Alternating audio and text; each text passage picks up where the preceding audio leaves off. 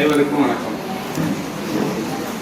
அவனே தானே ஆகிய அன்னதி ஏகனாகி இறைபணி நிற்க மலமாயை தன்னோடு வல்வினை என்று. இது சிவஞான போதம் 10வது சூத்திரம், பற்று அறுக்கும் சூத்திரம். இதுல பாச நீக்கம், பாசக்ஷயம்னு சொல்றது. பாச நீக்கத்தை சொல்றது இந்த சூத்திரம். இதுல முதல் நடுவாக இருக்கக்கூடிய ஏகனாகி இறைபணி நிற்றல் அப்படிங்கிறத தலைப்புல சிந்திக்கணும். இந்த தலைப்பு இது ஒரு ஆக்ஷன், இது செயல்பாடுன்னு சொல்லுது. ஏகனாகி நிற்றல், இறைபணி நிற்றல், இந்த செயல் செய்ய சொல்லுது. இந்த செயலை எப்படி செய்யணும் அப்படின்னு அதுக்கு ஒரு இன்ஸ்ட்ரக்ஷன் ஹிண்ட் கொடுக்கிறது முதல் வரியில் இருக்கு. அவனே தானே ஆகிய அன்னதி.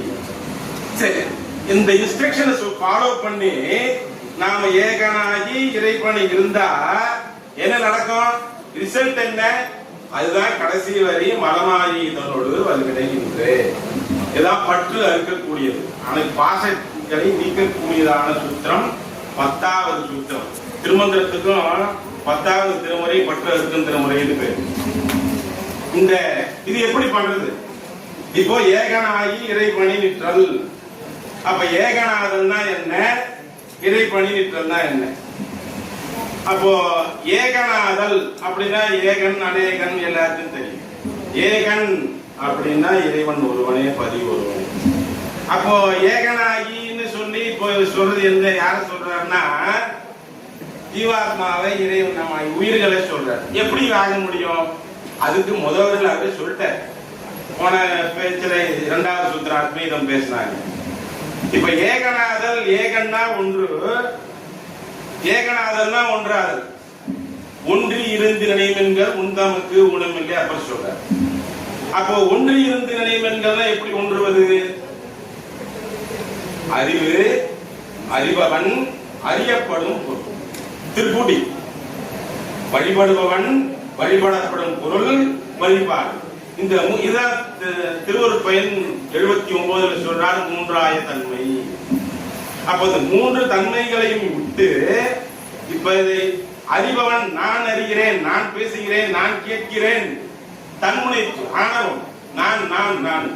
அப்போ இந்த நான் என்றது அடங்கி நான் இன்னொரு பொருளையும் இல்லாமல் அனைத்தையும் ஒருநிலைப்படுத்தி 5 பேர் அறிவும் ஒருவனே பண்களே கொள்ளும் ஒருநிலைப்படுத்தி அந்த இறைவனுடைய பேராற்றலை உணர்வதுதான் ஏகநாதன். இந்த முதல் வரி அவனே தானே ஆகிய அன்னதி. 2வது சூத்திரம் சொல்ல அவனே தானேயாய் இருவினையின் போக்குவரவுக்குரிய.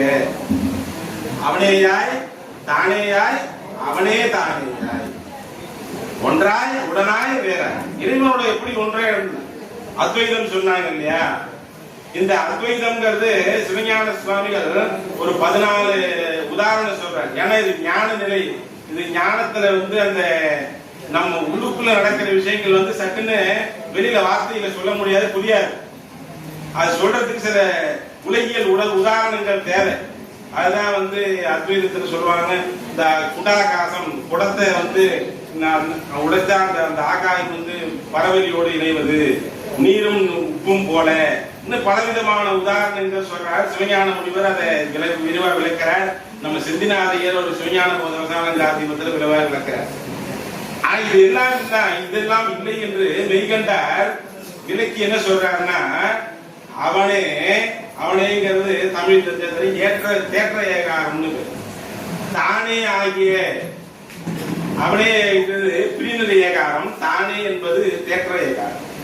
அவனே அந்த இறைவனாய் பதியாகி இறைவனே தானே இந்த ஜீவனாக எப்படி இருக்கான்? பிறவி நிலையில அவன் தன்னை மறைத்து கொண்டு நம்மை வெளிப்படுத்துகிறான். நாம்னா நாம் என்ற அகங்கார், நான் பேசுகிறேன், நான் எழுதுகிறேன். அப்ப என்ன பண்றான்? தன்னை மறைத்துக் கொண்டான், நம்மை வெளிப்படுத்துகிறான். இப்போ ஏற்கனவே இந்த 7-8 குருநாதர் பஞ்சாட்சர உபதேசம் பண்ற.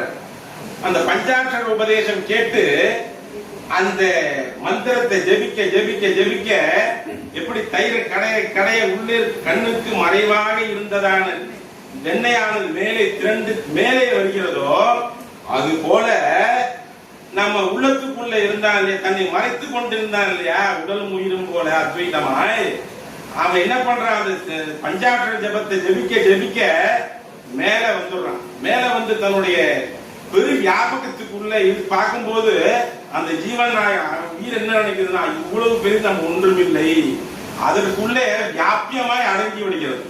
அது போலன்னு சொல்றேன். எப்படி வந்து உயிர்நிலையிலே தன்னை மறைத்து கொண்டு நம்மை வெளிப்படுத்துகிறானோ அது போல ஏகநாதன் என்ன, இறைவனுடைய பெருவெளியிலே நம்ம அடங்கி இருப்பது, நாம் அதனுள் அடங்கி அந்த பெரு வியாபகத்தில் வியாபியமாய் அடங்கி இருந்து இறைவனுடைய அந்த ஆனந்தத்தை திளைத்திருப்பது ஏகநாதன் பேர். இந்த இடத்துலதான் ஏகன்னா இறைவன், தானேன்னா ஜீவன்.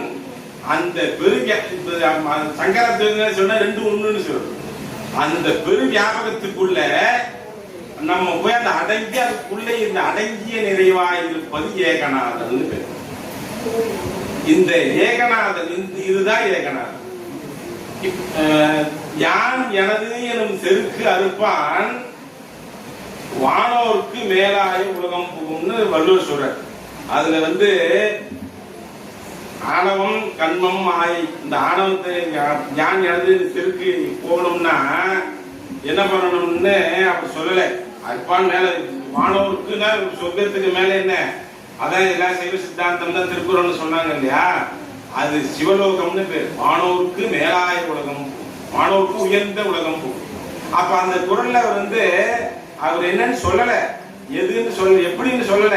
அந்த குறளுக்கு மெய்கண்டார் தான் வியாக்கியான கமெண்ட்ரி கொடுத்திருக்காரு. இது என்ன பண்ணணும், ஏகநாதன் யான் எனது என்ற தன்முனைப்பு எப்படி போகும்னா, அந்த இறைவனோடு அவனுக்கு அடங்கி இருப்பது, நான் செய்கிறேன் என்ற அந்த தன்முனைப்பு எப்பொழுது அடங்குகிறதோ அப்பொழுது நாம் இறைவனோடு ஒன்றாகும். அந்த ஒன்றாயிட்ட என்ன பண்ணுவான், அடுத்தது இறை பணின்னு ஒண்ணு இருக்கு. அந்த பணி என்ன, நாம் ஒன்றான பிறகு நாம் செய்யக்கூடிய அனைத்து பணிகளுமே சிவப்பணி தான், சிவபுண்ணியமான பணிதான்.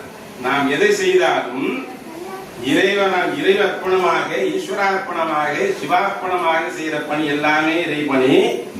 இறைவன் இட்ட பணி, அது இறைவனுடைய இட்ட பணியாக நாம் இப்ப எனக்கு இந்த வாய்ப்பு கிடைச்சு நான் பேசுறதுன்னா, நான் வந்து ஒரு 4 நாள் முன்னாடி வரைக்கும் நான் பேர் கொடுக்கல. அது எதேச்சியாக ஐயா 2 மாசம் முன்னாடி கிளாஸ் எடுக்கும்போது சொல்லிட்டாரு. ஆனா அந்த பேசணுங்கிற எண்ணம் 4 நாள் முன்னாடி தான் திருப்பி வந்து, அப்ப அந்த இறைவன் நம்மை இன்ன செய் என்று நம்மை இட்டு செல்கிறான். ஐயா வைத்தியநாத ஐயா சொல்லுங்க பேச்செல்லாம் கேட்டிருக்கேன். அது நம்ம இறைவன் என்ன செய்யணும், நம்ம செய்யணும், நம்ம செலுத்துவான். அந்த பணிதான் இறைப்பணி. அதுக்கப்புறம் அந்த இறைப்பணின்னா என்ன, அந்த 2வது வெண்பா வரும்போது சொல்லுவோம், நம்மளுடைய இந்த நம்ம தனுகரணங்கள் மூலமாகத்தான் நாம வந்து பணிகள் செய்யறோம். அந்த தனுகரணங்கள் வந்து மாயா காரியங்கள்.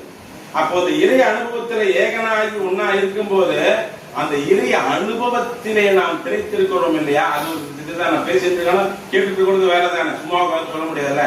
அது மாதிரி நம்ம இறை அனுபவத்திலே அந்த தேன் வண்டு வந்து குடிக்க, நம்ம இது இன்பம் தூக்கிறோம்னு தெரியாமலே இன்பத்தை அனுபவித்துக் கொண்டிருக்கோம்.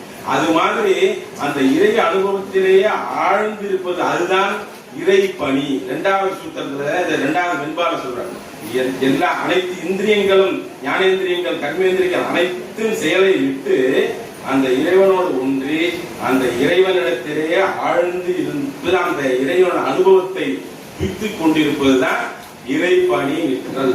அதிலே எல்லோருமாக அந்த இறைவனோடு ஒன்றி இந்த நடக்கிறதெல்லாம் இறைப்பணிதான். எல்லாமே வந்து இறைவனுக்கு எல்லாம் யாரும் சொல்லி கொடுத்தது செய்யறதில்லை. எல்லாமே இறைவன் இப்படி நாம செய்ய வேண்டும், இப்படி செலுத்த வேண்டும் என்று சொல்லிக் கொண்டிருக்கிறோம். அப்படிதான் இறைவன் நாம் என்ன செய்ய வேண்டும் என்பதை எழுத்துவான். நாம் தவறான வழியில் சென்றாலும் இறைவன், சுந்தரர் வந்த நோக்கம் என்ன, 60 நாயன்மார்களுடைய பெயர்களை வெளிப்படுத்துது. 63 அவங்க 3 பேர் சேர்த்துதான் 3 பேரு, அவங்க அப்பா அம்மா சேர்த்தாங்க. ஆனா அவர் சொன்னது 60 பேர் தான்.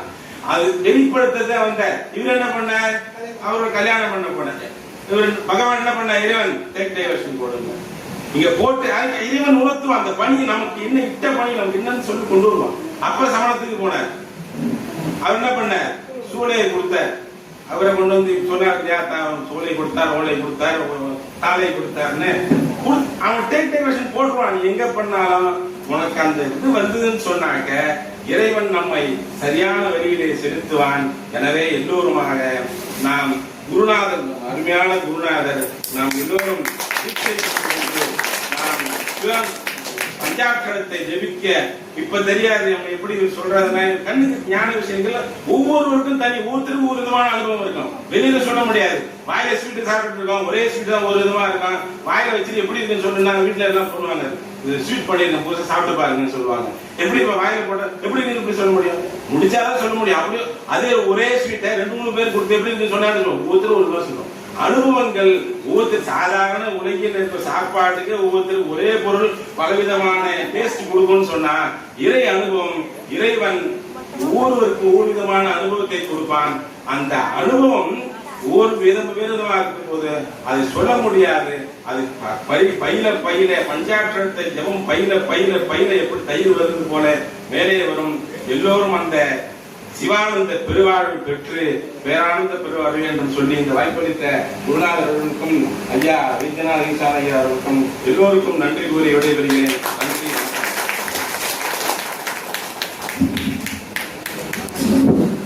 மிக்க மகிழ்ச்சி. மிக அருமையான சொற்பொழிவுகள். இது ஐயாவுடைய ஆணைதான். இப்படி செய்ய வேண்டும் என்று அவர்கள் சொல்லிக் கொடுத்தார்கள்.